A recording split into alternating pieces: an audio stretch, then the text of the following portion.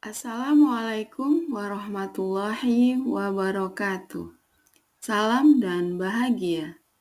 Bertemu lagi bersama saya Fitriyanti SPDSD, calon guru penggerak Angkatan 10 Kabupaten Bengkalis, Provinsi Riau. Pada kesempatan kali ini, saya akan menyampaikan aksi nyata modul 1.4, yaitu budaya positif. Dalam menerapkan budaya positif di sekolah, saya membuat rancangan tindakan untuk aksi nyata. Hal yang melatar belakangi rancangan tindakan aksi nyata saya yaitu bahwa penerapan budaya positif yang masih belum berjalan dengan baik bisa menyebabkan turunnya kualitas pendidikan dan menurunnya daya saing sumber daya manusia. Rancangan tindakan aksi nyata ini dibuat karena masih adanya warga sekolah yang masih belum memahami bagaimana menerapkan budaya positif. Masih adanya guru yang sering terlambat dan kurang peduli dengan tugas-tugas yang diemban. Masih adanya peserta didik yang kurang menjaga kebersihan kelas dan tidak memakai seragam sekolah. Hal ini disebabkan kurangnya motivasi intrinsik yang dapat mendisiplinkan diri. Oleh karena itu, perlu adanya sebuah keyakinan kelas atau sekolah yang mengatur perilaku warga sekolah sehingga mampu bertindak sesuai nilai-nilai kebajikan yang diyakini. Maka dari itu, saya akan melaksanakan pengimbasan mengenai budaya positif.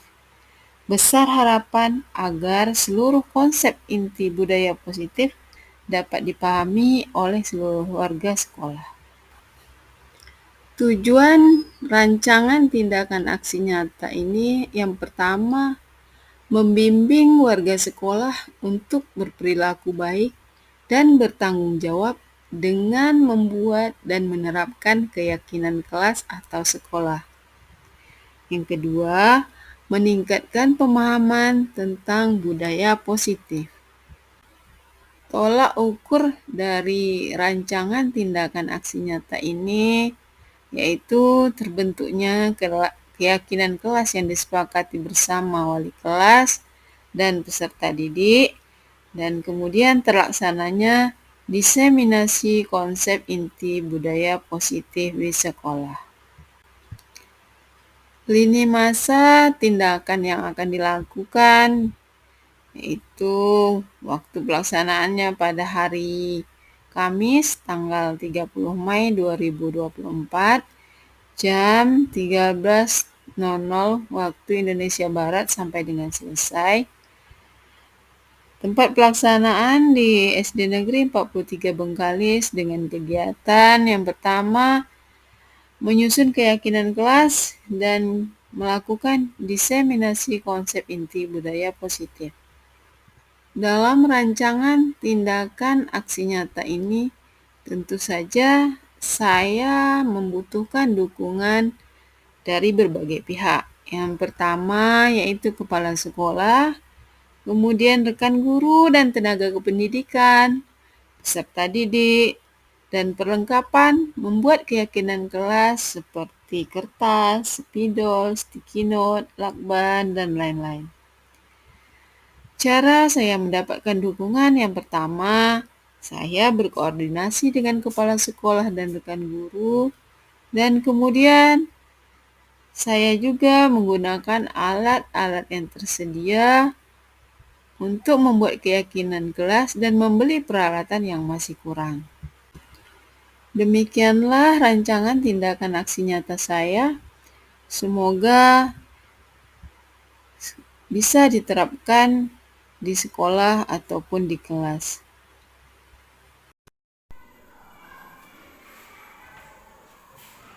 Assalamualaikum warahmatullahi wabarakatuh. Waalaikumsalam warahmatullahi wabarakatuh. Selamat pagi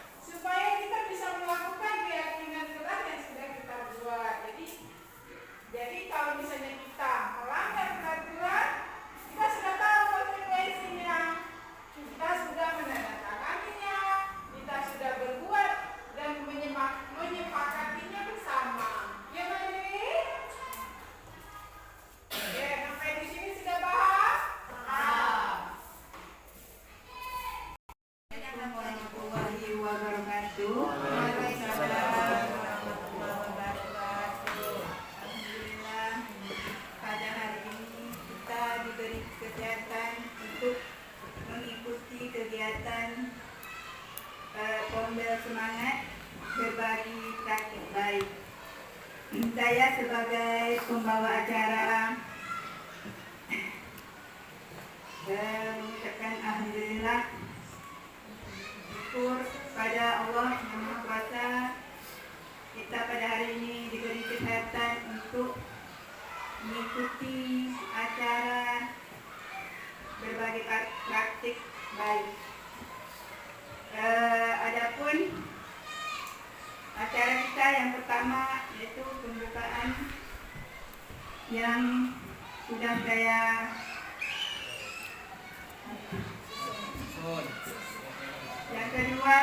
lanjutkan yang kedua, yaitu acara doa yang dibawa oleh Pak Putri. Dengan Pak Putri saya persilakan dengan salam.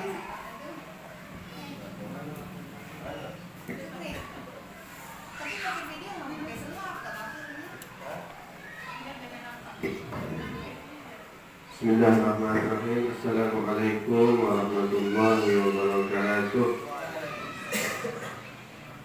Baik, mari bersama-sama kita berdoa kepada Allah Subhanahu wa Ta'ala. Mudah-mudahan acara kita pada siang hari ini diberikan kelancaran oleh Allah Subhanahu wa Ta'ala.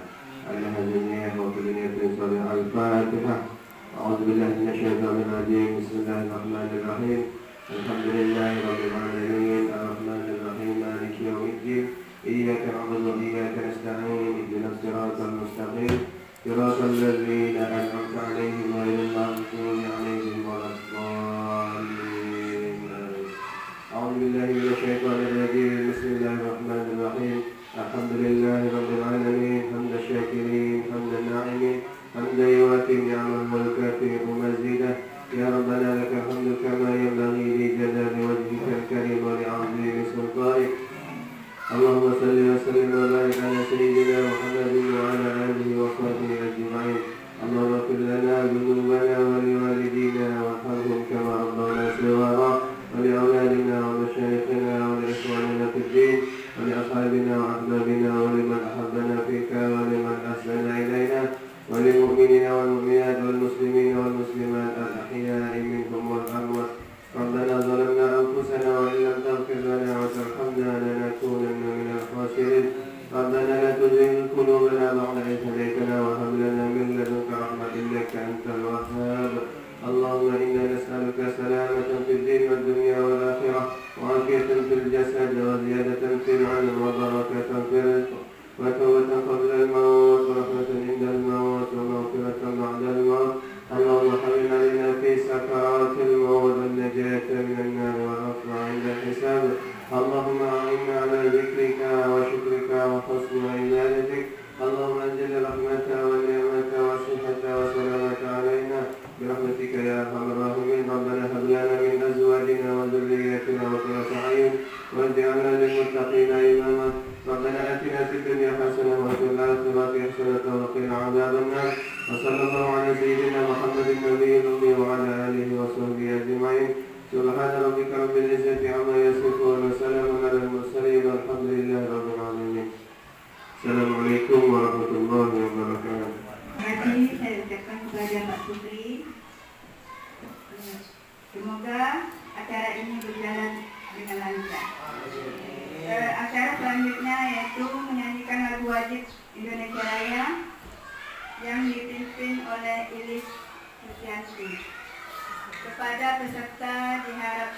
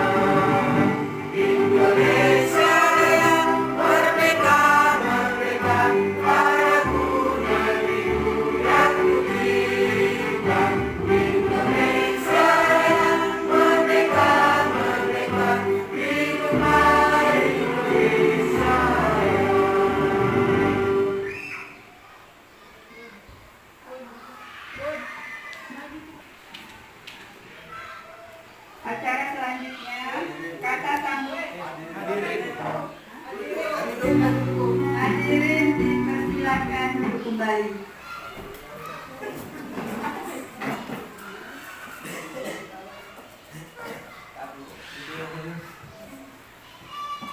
Acara selanjutnya kita kata sambutan dari Kepala Sekolah SD Negeri 43 Bengkalis kepada Bapak Rodani.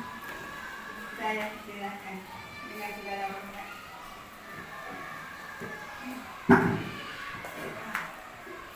Bismillahirrahmanirrahim. Assalamualaikum warahmatullahi wabarakatuh.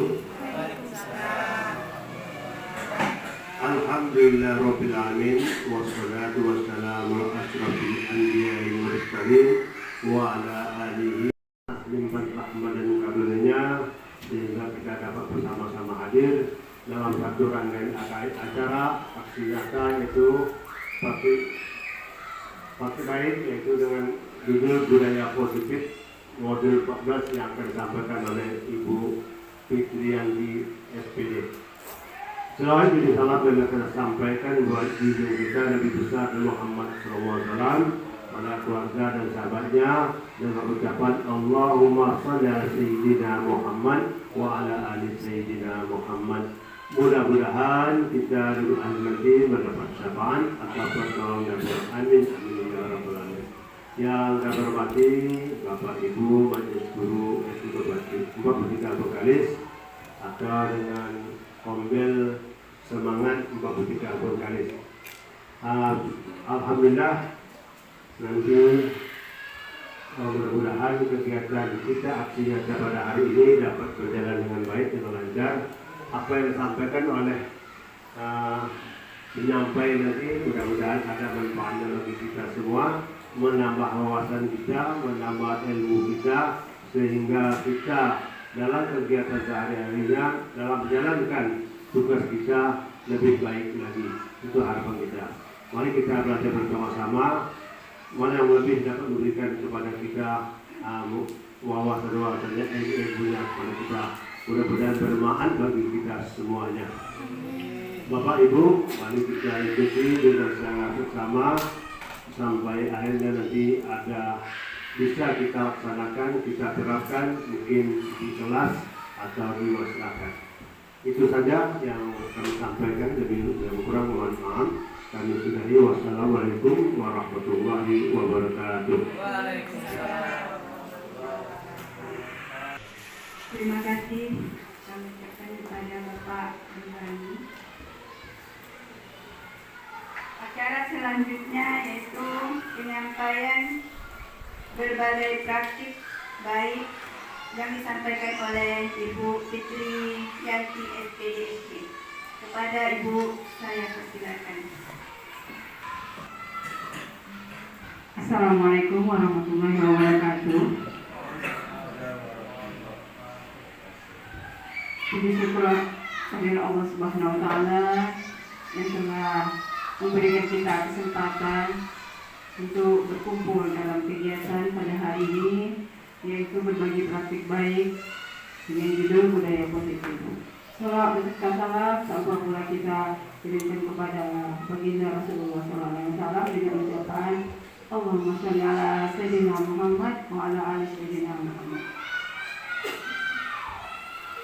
Baik, di sini saya mengucapkan terima kasih kepada Bapak Kepala Sekolah yang telah memfasilitasi saya dalam pelaksanaan aksi nyata jalan pendidikan guru penggerak angkatan 10. Kemudian kepada rekan-rekan guru yang telah ikut memberi motivasi, memberi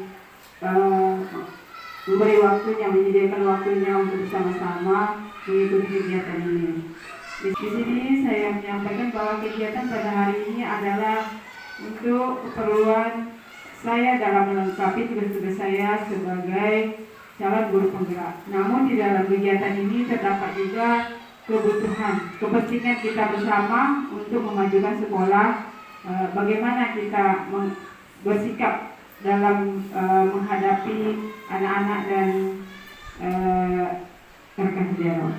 Baiklah, saya menyampaikan judul budaya positif di modul 1.4. Nah, ini modul terakhir di pendidikan guru penggerak di modul 1, di modul terakhir. Di budaya positif merupakan menerapkan kebiasaan baik di sekolah untuk membentuk karakter positif. Oke. Konsep inti budaya positif itu ada perubahan paradigma belajar, kemudian disiplin positif, nilai-nilai kebajikan, kebutuhan dasar manusia, motivasi perilaku manusia, segitiga restitusi, keyakinan kelas, dan posisi kontrol guru. Ini adalah semua konsep inti budaya positif. Dan di sinilah kita menerapkan budaya positif, dan kita harus memahami apa yang menjadi intinya dari budaya positif itu. Kita lanjut, perubahan paradigma belajar. Pembelajaran dengan paradigma baru merupakan pembelajaran yang dirancang berdasarkan prinsip pembelajaran berdiferensiasi, sehingga peserta didik belajar sesuai dengan kebutuhan berdasarkan tahap perkembangan untuk mewujudkan profil pelajar Pancasila. Peserta didik belajar berdasarkan kebutuhan mereka, ya, sesuai dengan kodrat yang mereka miliki, kemudian kebutuhan mereka seperti apa. Karena peserta didik kita itu pasti berbeda-beda. Ada yang kemampuan geraknya lebih dominan, ada yang kemampuan berpikirnya kurang, gitu ya. Nah, oke, lanjut. Ada permainan. Cobalah buka. Nah, di sini ada genggaman tangan. Bagaimana cara membuka ini? Misalnya Bapak Ibu punya sesuatu yang paling berharga di genggaman tangan, simpan di genggaman tangan Bapak Ibu. Kemudian mintalah orang lain untuk membukanya. Boleh dengan membujuk, boleh dengan menghardik, boleh mengintimidasi, memarahi, menggoda, menggelitik, bahkan menawari uang. Nah, pokoknya kira-kira kalau kita punya sesuatu yang berharga di sini, apakah orang lain bisa membukanya? Bisa. Oke, dengan cara apa, Bu? Ya, salah satunya misalnya Ibu Maryam nih. Bu Maryam punya sesuatu yang berharga di telapak tangannya. Kira-kira bisa nggak orang membukanya? Bisa, dengan cara menggelitik itu bisa. Kalau saya, walaupun digelitik saya nggak mau. Oke, ya. Jadi Bapak Ibu, ini tergantung kita, ya. Membuka genggaman tangan ini tergantung kita. Tergantung kita yang punya kontrol, bukan orang lain. Nah, disinilah yang disebut dengan paradigma baru. Kita tidak bisa mengontrol orang lain. Disiplin positif yaitu salah satu cara penerapan disiplin yang memiliki tujuan untuk menumbuhkan kesadaran dan memberdayakan peserta didik tanpa penghargaan, tanpa ancaman ataupun hukuman, dengan berdasarkan nilai-nilai kebajikan universal. Nah, disiplin positif ini tidak lagi dengan menghukum, tidak lagi dengan mengancam, dan tidak lagi dengan memberi penghargaan, tapi memang dari dasar diri mereka, ya, dengan nilai-nilai kebajikan yang diterapkan. Nah, jadi muncullah kesadaran dari dalam diri, baik itu untuk peserta didik maupun diri kita sendiri. Nah, kemudian ini nilai-nilai kebajikan. Nilai-nilai kebajikan universal dalam dunia pendidikan dapat diartikan sebagai standar ukuran atau norma yang kebaikan yang disepakati bersama oleh lembaga atau institusi pendidikan. Kesepakatan tersebut berlaku universal untuk setiap orang yang berada di lingkungan lembaga atau institusi tersebut tanpa memandang suku, agama, ras, atau latar belakang sosial. Nah, kita lanjut, Pak. Nah, di sini ada nilai-nilai kebajikan dari profil pelajar Pancasila. Ya, ada banyak sebenarnya. Nah, kita ambil 3. Dari profil pelajar Pancasila ada nilai-nilai kebajikannya: beriman, bertakwa, ya, kemudian berakhlak mulia, berkebinekaan global, gotong royong, mandiri, kreatif, dan bernalar kritis. Nah, ini yang terdapat di dalam profil pelajar Pancasila yang sekarang kita pelajari, dan sekarang kita laksanakan di sekolah-sekolah. Kemudian di primary years program ada toleransi, ada rasa hormat, integritas, mandiri, menghargai, antusias, empati, keingintahuan, kreativitas, kerjasama, percaya diri, komitmen. Kemudian di keterampilan diri ada nilai kebajikan dapat dipercaya, lurus hati, pendengar yang aktif, tidak merendahkan orang lain, dan memberikan yang terbaik dari diri. Nah, ini semua adalah nilai-nilai kebajikan yang bisa diterapkan di kelas atau di sekolah, baik itu untuk anak murid maupun untuk guru-guru. Ini semua adanya nilai kebajikan. Nah, ada banyak lagi turunan-turunan dari ini, ada banyak. Nah, nanti kita bisa buatkan di kelas. Oke, kita lanjut dengan kebutuhan dasar. Nah, kebutuhan dasar ini ada 5. Yang pertama, bertahan hidup. Kedua, kasih sayang, kebebasan, penguasaan, bersenang-senang. Nah, di sini kebutuhan dasar ini perlu diperhatikan, terlihat ketika anak-anak tidak terpenuhi, misalnya sering berantem di kelas dengan kawannya. Nah, itu harus kita identifikasi dulu kebutuhan dasar apa yang tidak terpenuhi.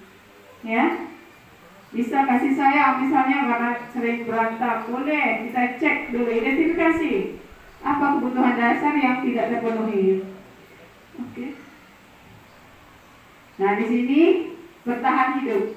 Kebutuhan dasar bertahan hidup yaitu dia bersifat fisiologis. Untuk bertahan hidup misalnya rumah, makanan, dan kesehatan. Contohnya anak-anak yang ini sering terjadi di sekolah kita, ya kan? Sering dia minta jajan dari kawannya. Nah, itu adalah salah satu kebutuhan dasar bertahan hidup yang belum terpenuhi. Lanjut, kasih sayang, kebutuhan psikologis. Kebutuhan ini meliputi kebutuhan akan hubungan dan koneksi sosial, kebutuhan untuk memberi dan menerima kasih sayang, dan kebutuhan untuk merasa menjadi bagian dari suatu kelompok atau kebutuhan untuk diterima. Nah, di sini kasih sayang, kadang ada dia merajuk gitu ya. Kalau ada yang anak-anak merajuk, nah itu bagian dari kebutuhan dasar kasih sayang yang belum terpenuhi. Lanjut, kebutuhan dasar kebebasan, yaitu kebutuhan akan kemandirian, otonomi, memiliki pilihan dan mampu mengendalikan arah hidup seseorang. Anak-anak dengan kebutuhan kebebasan yang tinggi menginginkan pilihan, banyak bergerak, suka mencoba-coba, tidak terpengaruh orang lain, dan senang hal baru serta menarik. Nah, di sini kebebasan ini dia suka mencoba-coba. Anak yang banyak bergerak tuh, kan banyak nih di sekolah kita nih anak-anak yang aktifnya luar biasa sampai kadang tidak terkontrol. Nah, di sini kebutuhan dasar akan kebebasannya mungkin belum terpenuhi. Lanjut, penguasaan, kebutuhan yang berhubungan dengan kekuatan untuk mencapai sesuatu, menjadi kompeten, menjadi terampil, diakui atas prestasi dan keterampilan, serta memiliki rasa harga diri. Nah, di sini penguasaan anak-anak yang berprestasi, dia minta diakui prestasinya, minta diakui. Kemudian dia juga keterampilan yang dia miliki, kemudian dia merasa minta dihargai gitu. Lanjut, kita masuk kebutuhan dasar bersenang-senang, yaitu kebutuhan untuk mencari kesenangan, bermain dan tertawa. Anak-anak dengan kebutuhan dasar kesenangan yang tinggi biasanya ingin menikmati apa yang dilakukan. Mereka akan berkonsentrasi dalam mengerjakan hal yang disenanginya. Mereka juga suka permainan dan suka mengoleksi barang, suka bergurau, suka melucu dan menggemaskan, bahkan berlaku buruk. Nah, di sini kebutuhan dasar bersenang-senang ini banyak kita lihat di sekolah kita ya, kadang bergurau-gurau tapi ujung-ujungnya berkelahi. Nah, nanti perlu kita identifikasi kebutuhan dasar apa yang belum terpenuhi. Nah, di sini kita lanjut ke konsep inti budaya positif yang motivasi perilaku manusia. Ada dua. Yang pertama dari ekstrinsik atau dari luar, yang kedua intrinsik. Ekstrinsik yaitu menghindari ketidaknyamanan, hukuman, kemudian mendapat imbalan atau penghargaan dari orang lain. Nah, ini motivasi perilaku. Dia berbuat itu untuk apa? Dia datang ke sekolah untuk apa? Takut kena hukum guru. Nah, ini disebut menghindari ketidaknyamanan atau hukuman. Itu motivasi ekstrinsik. Motivasi dia untuk sekolah, itu motivasi untuk sekolah itu karena dia takut dengan hukuman, makanya dia sekolah. Nah, kemudian ada mendapatkan imbalan. Nah, nanti kalau kamu rajin sekolah kamu dapat hadiah gitu. Nah, itu adalah motivasi perilaku ekstrinsik. Kemudian motivasi intrinsik, yaitu untuk menjadi orang yang mereka inginkan dan menghargai diri sendiri dengan nilai-nilai yang mereka percaya. Nah, ini yang atas kesadaran diri mereka sendiri. Motivasi mereka bertindak jika mereka misalnya ingin sekolah, ya. Jadi motivasinya dari dalam, karena mereka ingin menghargai diri mereka dengan nilai-nilai yang mereka percaya. Oh, saya mau jadi misalnya cita-citanya mereka apa. Nah, mereka sadar mereka ingin menghargai diri mereka itu supaya lebih baik dari orang-orang lain gitu. Nah, di sini ada hukuman. Hukuman itu bentuknya tidak terencana atau tiba-tiba. Murid tidak tahu apa yang akan terjadi atau tidak dilibatkan, bersifat satu arah. Kemudian berupa hukuman bentuk fisik atau psikis. Nah, hukuman ini bisa terjadi saat kita misalnya anak ini tidak memakai seragam sekolah. Nah, kita sering ketemu ya. Ini terus terang ini juga salah satu cara kita memperbaiki diri juga. Nah, di sini hukuman ini anak itu kita beri hukuman ketika misalnya dia tidak memakai pakaian seragam sekolah. Nah, sudah berkali-kali diingatkan tidak juga memakai, akhirnya dihukum. Atau misalnya terlambat datang sekolah, pas upacara kita jemur, kita suruh cuci WC misalnya. Nah, itu yang disebut dengan hukuman. Bersifatnya satu arah, kehendak kita saja sebagai seorang guru, bukan atas keinginan anak tersebut. Konsekuensi ini terencana atau disepakati sesuai peraturan. Kemudian murid tetap dibuat tidak nyaman dan sikap guru selalu memonitor murid. Ini konsekuensi ini akibat dari sebuah perbuatan. Misalnya kalau kita menumpahkan air ada konsekuensinya kan? Apa yang harus kita lakukan? Mengilap airnya tuh. Nah, itulah konsekuensi. Lanjut. Kemudian kita lanjut restitusi. Nah, ini bagian yang ketiga, yaitu restitusi, proses menciptakan kondisi bagi murid untuk memperbaiki kesalahan. Kemudian proses kolaboratif yang mengajarkan murid untuk mencari solusi sendiri. Nah, di sini murid melakukan kesalahan, tapi dia harus memperbaiki kesalahan tersebut dan harus bisa mencari solusi sendiri. Dia berkolaboratif untuk mencari solusi dari permasalahan yang dihadapi dan cara memperbaikinya tersebut. Di sini ada segitiga restitusi, yaitu suatu proses dialog yang dijalankan oleh guru agar dapat menghasilkan murid yang mandiri dan bertanggung jawab. Nah, di sini ada segitiga, ini yang disebut dengan segitiga restitusi. Yang pertama ada menstabilkan identitas, kedua validasi tindakan yang salah, dan ketiga menanyakan keyakinan. Segitiga restitusi yang pertama yaitu menstabilkan identitas. Kalimat yang sesuai dengan untuk menstabilkan identitas itu salah satu contohnya adalah berbuat salah itu tidak apa-apa. Nah, itu cara kita menstabilkan identitas. Misalnya anak itu tidak pakai seragam. Tidak apa-apa kamu tidak pakai seragam. Nah, itu cara menstabilkan identitas. Itu yang kalimat pertama untuk agar anak itu tenang. Ya, anak itu harus tenang dulu dari kesalahan yang dia perbuat. Kita harus buat dia nyaman dulu. Nah, kemudian lanjut kedua, validasi tindakan yang salah. Nah, dia tahu kan kesalahannya dia perbuat. Tadi berbuat salah itu tidak apa-apa. Nah, kita harus memvalidasi tindakan yang dia berbuat itu. Misalnya tadi dia datang terlambat, tidak apa-apa kamu tidak datang terlambat. Ya, berbuat salah itu tidak apa-apa. Kemudian kita lanjut validasi tindakan, nanti kan ada kalimat-kalimat yang menyertainya. Kemudian kamu pasti punya alasan mengapa kamu melakukan hal itu.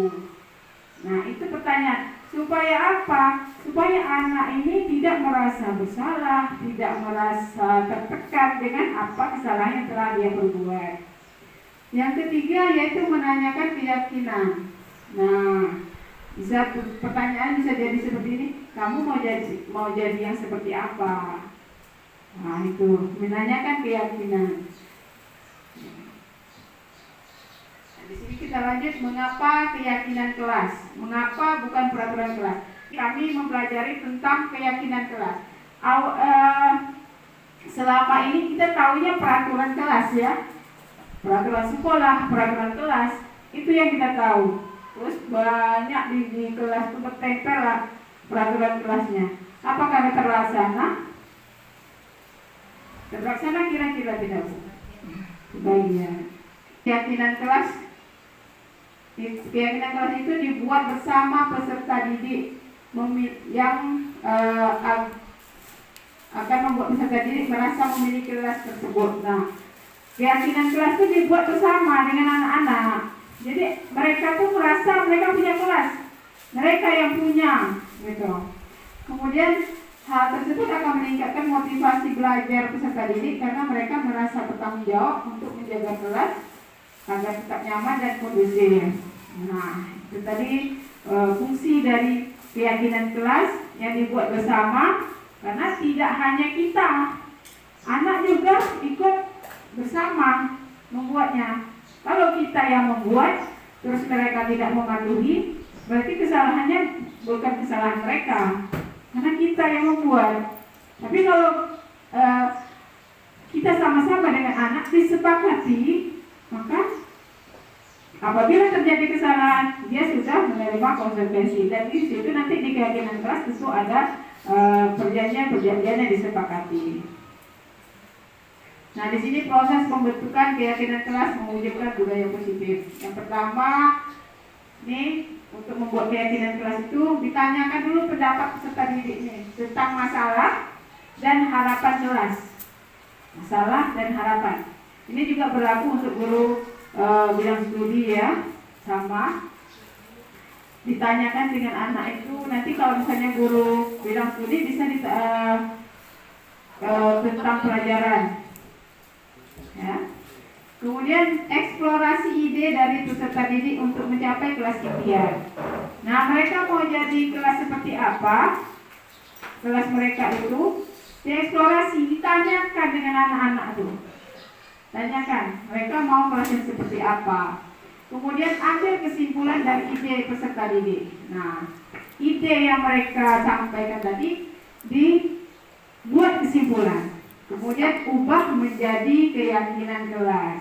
Nah, diubah jadi keyakinan kelas. Kemudian ditandatangani kontrak keyakinan kelasnya tuh.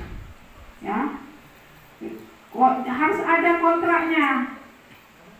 Jadi kalau sudah dibuat keyakinan kelas, maka semua harus Kalau sudah sepakat, mereka sudah tanda tangan, berarti mereka harus bersiap menerima konsekuensi dari keyakinan kelas yang mereka buat ini.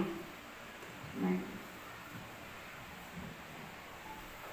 ini contoh keyakinan kelas yang saya buat dalam tugas-tugas saya. Ini ada datang tepat waktu, kemudian berpakaian rapi, berdoa sebelum dan sesudah belajar, aktif mengikuti proses pembelajaran, menjaga kebersihan dan keindahan kelas, belajar dengan perasaan bahagia. Nah, di sini ini masih belum maksimal ya Bapak Ibu ya, belum memasukkan begitu banyaknya nilai-nilai kebajikan universal tadi. Nah, di dalam keyakinan kelas itu harus dimasukkan nilai-nilai kebajikan universal.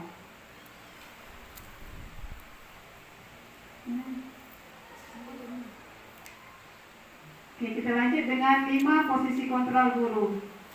Nah, di sini yang paling penting nih Bapak Ibu nih, kita sering melakukannya. Yang pertama adalah sebagai penghukum, kemudian pembuat merasa bersalah, sebagai teman, pemantau, dan manajer.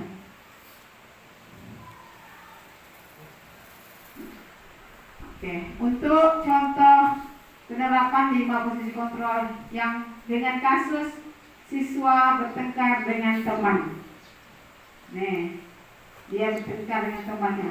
Sebagai penghukum, kita nih guru sebagai penghukum. Nah, posisi kontrol sebagai penghukum itu dengan kalimat yang kita buat, kamu lagi yang bertengkar. Nah, ini posisi penghukum nih. Dengan kalimat seperti ini. Nah, kalau membuat merasa bersalah, di sini kalimatnya berapa kali sudah Ibu ingatkan agar kamu tidak bertengkar dengan teman. Tapi masih saja kamu ulang. Ibu kecewa sama sikap kamu. Nah, kecewa itu yang membuat anak merasa bersalah. Ibu kecewa dengan kamu.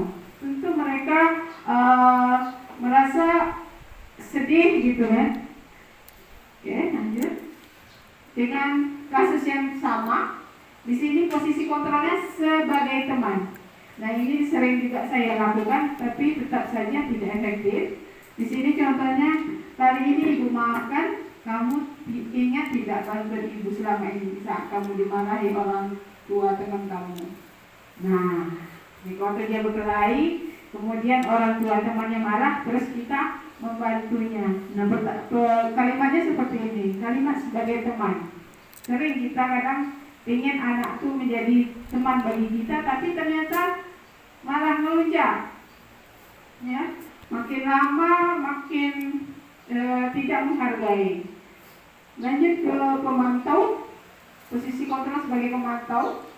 Kamu sudah melanggar aturan sekolah, tentu kamu sudah tahu apa konsekuensi yang akan kamu terima. Jangan kamu ulangi lagi ya. Nah, ini posisi guru sebagai pemantau. Nah, kalimatnya seperti ini. Jangan mengulangi lagi, dia sudah tahu konsekuensinya. Nah, itu adalah kalimat-kalimat pemantau. Yang terakhir yaitu sebagai manajer. Nah, di sini pertanyaannya, apa kamu tahu peran kamu? Kemudian kira-kira apa yang akan kamu lakukan agar tidak mengulanginya lagi? Nah, ini posisi sebagai manajer, dan ini yang paling terbaik dari 5 posisi kontrol yang telah disampaikan tadi. Oke, lanjut. Nah, di sini ada, sudah sesi hampir habis ya Bu, Bapak Ibu. Di sini ada kuis, yuk tebak. Ada kalimat, saya kecewa dengan apa yang kamu lakukan hari ini. Pertanyaannya, posisi kontrol apakah kalimat di atas? Kira-kira di mana nih Pak Sutri? Posisi kontrol ada 5 tadi, penghukum, pembuat rasa bersalah, Pembuat rasa teman, bersalah. apa? Pembuat rasa Iya. bersalah. Pembuat rasa bersalah. Dilanjut. Lanjut ke kuis yang kedua. Nah, heran nih. Apa yang akan lewat Pak? Apa yang akan kamu lakukan untuk memperbaiki kesalahan kamu ini? Nah, di sini posisi kontrol sebagai apa nih? Hah? Apa yang akan kamu lakukan untuk memperbaiki kesalahan kamu ini? Apa Bu Wid? Posisi kontrol seperti ini nih. Nih kalimatnya. Ada 5 tadi posisi kontrolnya. Penghukum, pembuat rasa bersalah, teman, pemantau, dan manajer. Pemantau? Ya? Apa yang akan kamu lakukan untuk memperbaiki kesalahan kamu ini? Kita bertanya sama anak gitu kan. Jadi kan anak melakukan kesalahan, kan ada kasus, ya kan? Ada kasus, kemudian kita bertanya sama anak, apa yang akan kamu lakukan? Ini juga berlaku untuk pertanyaan-pertanyaan posisi kontrolnya, berlaku juga untuk kepala sekolah terhadap guru-gurunya atau kita sebagai pemimpin kepada bawahan kita, bukan hanya pada murid.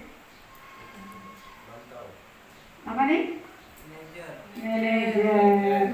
Iya. Kuis, yuk tebak.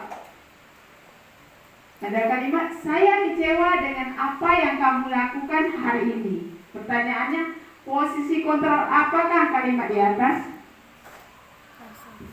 Kira-kira di mana nih Pak Sukri? Posisi kontrol ada 5 tadi, penghukum, pembuat rasa bersalah, Pembuat rasa teman, bersalah. apa? Pembuat rasa Iya. bersalah. Pembuat rasa bersalah. Kita lanjut ke kuis yang kedua. Nah, nih. Heran nih. Apa yang akan lewat Pak?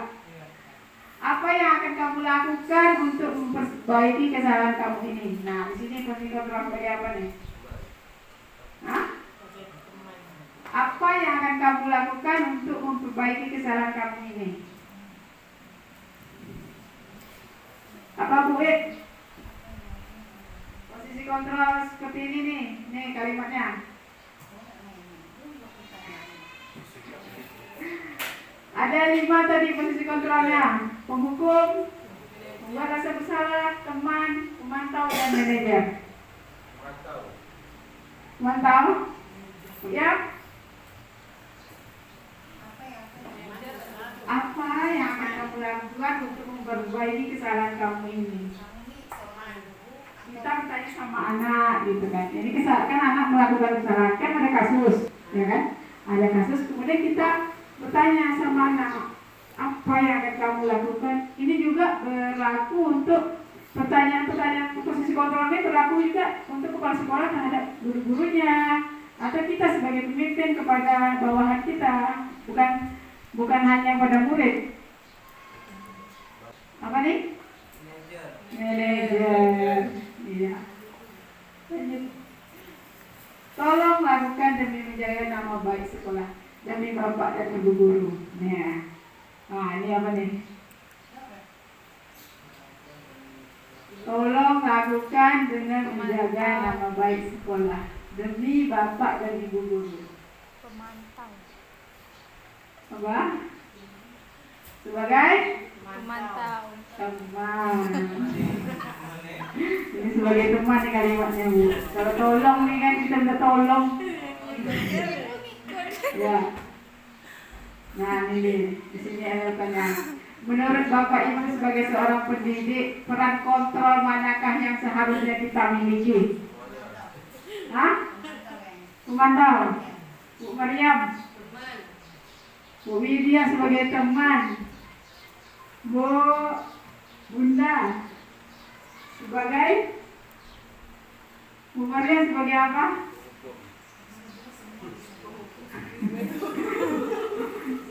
Tadi jawab satu. Kalau Pak Sukri sebagai hukum, datang orang tuanya terus cari Pak. Kalau hukum kita nih, ya Pak ya.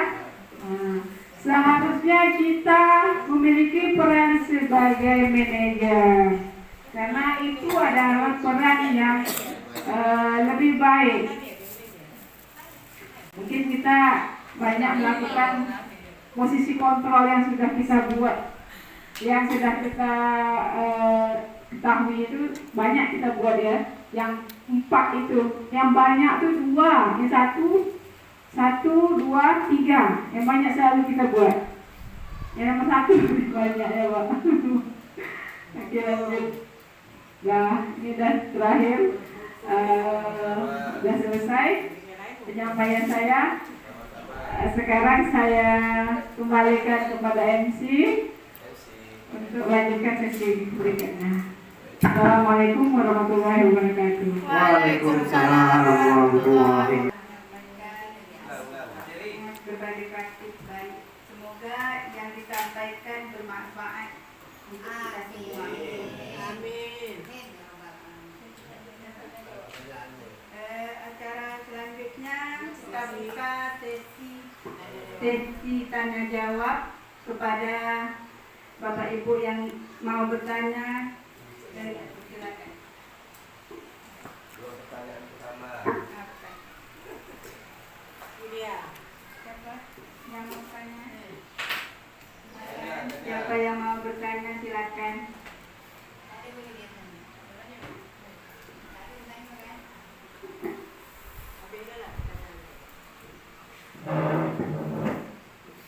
Bismillahirrahmanirrahim. Assalamualaikum warahmatullahi wabarakatuh. Pertanyaan ada dua nih Bu Fitri. Yang pertama antara nggak ada teman-teman atau Bapak Ibu guru yang bertanya, jadi saya bertanya ada dua pertanyaan. Yang pertama, komitmen apa yang harus diwujudkan budaya positif siswa di sekolah? Yang kedua, apa saja contoh budaya positif di sekolah yang harus kita terapkan? Terima kasih. Assalamualaikum warahmatullahi wabarakatuh.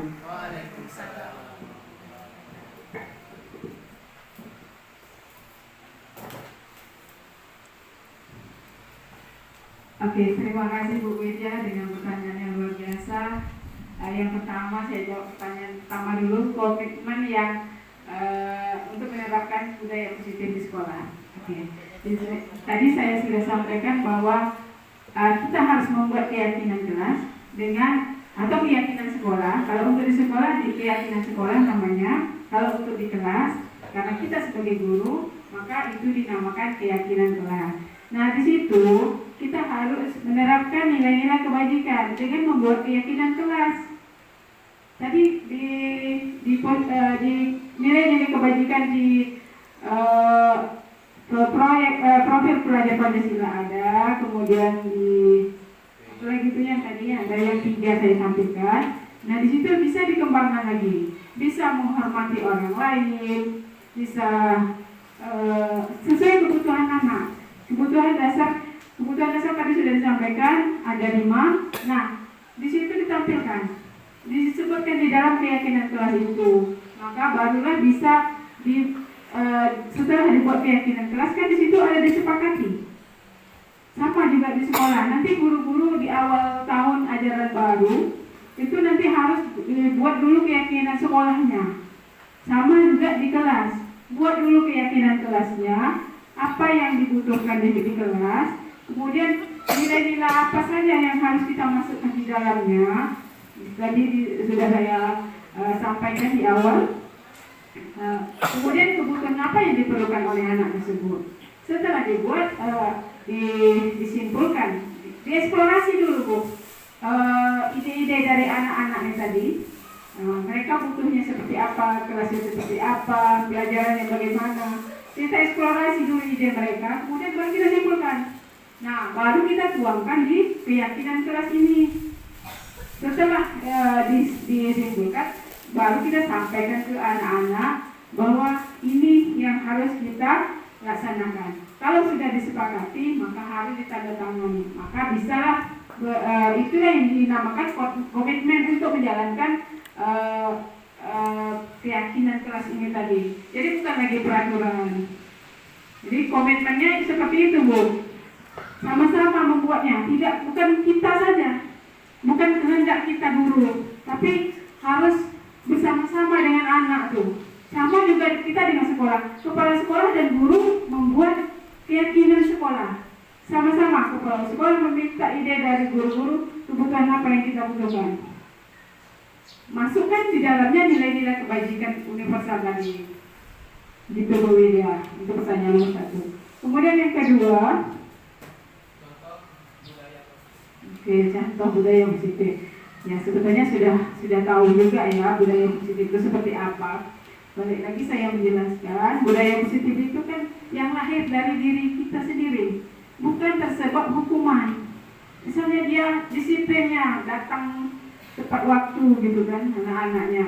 Nah dia bukan karena dia takut hukuman, tapi memang lahir dari diri sendiri. Oh saya bangun pagi lah, mau pergi ke sekolah lah, nanti biar saya sehat, jalan kaki pagi-pagi. Nah itu yang nama intrinsik itu tadi, menghargai dirinya sendiri, menghargai kesehatannya. Nah itu Bu, salah satu contohnya. Apakah itu budaya positif diterapkan kepada anak saja? Apakah seorang guru tidak bisa diterapkan? Oke Bu, untuk budaya positif itu untuk semuanya Bu. Jadi di sini saya menyampaikan karena kita adalah seorang guru, pemimpin pembelajaran, maka kita sampaikan ke anak-anak. Tapi kalau kita sebagai atasan ya dengan guru-guru, tetap harus ada keyakinan kelasnya dan keyakinan sekolah. Nah makanya dibentuk visi-misinya seperti yang sudah pendampingan saya semalam ya. Tetap harus ada visi-misinya. Awalnya harus ada visi-misi sekolah. Dari visi-misi ini tadi, visi sekolah, itu yang dikembangkan. Budaya positif apa yang harus kita terapkan di sekolah ini? Dari visi sekolah ini tadi. Kita misalnya terwujudnya peserta didik yang beriman bertakwa. Nah, di sini budaya positifnya harus diterapkan. Masukkan di dalamnya kebajikan universal. Tapi bagaimana memasukkan? Harus dibuat keyakinannya, keyakinan kelas atau keyakinan sekolahnya. Jadi bukan untuk murid saja, bukan untuk anak aja, tapi untuk kita semua, untuk guru, untuk kepala sekolah. Dan ya beruntung juga ya saya berada di CGP Angkatan 10 ini karena modul yang kami pelajari sekarang memang digunakan bukan untuk guru saja, tapi untuk kepala sekolah dan pengawas. Begitu Bapak Ibu. Jadi alhamdulillah bersyukur saya berada di CGP Angkatan 10 ini, jadi saya bisa berbagi praktik baik sama rekan-rekan semua, sama Bapak Kepala Sekolah, sama anak-anak didik kita juga nantinya. Begitu Bu Widya. Ada lagi? Oke, terima kasih Bu Widya.